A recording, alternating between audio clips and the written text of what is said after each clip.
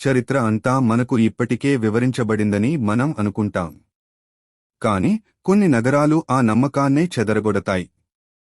Turkey దేశంలో ఉన్న గోబెక్లీ టెపే దాదాపు 12,000 సంవత్సరాల క్రితమే నిర్మించబడింది. వ్యవసాయం లేదు, రచనా భాష లేదు. అయినా సరే 20 టన్నుల బరువున్న రాళ్లను వారు ఎలా నిర్మించారు? మోహెంజోదారోలో.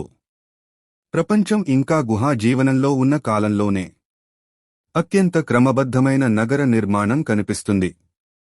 అక్కడి డ్రైనేజ్ వ్యవస్థ ఎంతో ఆధునికంగా ఉంది. ఈ రోజు కూడా మనం నేర్చుకోవాల్సిన విధంగా. ఈస్టర్ ద్వీపంలో ఉన్న మోయాయి విగ్రహాలు ప్రతి ఒక్కటి దాదాపు 80 టన్నుల బరువుతో ఉన్నాయి. చెట్లు లేవు, యంత్రాలు లేవు.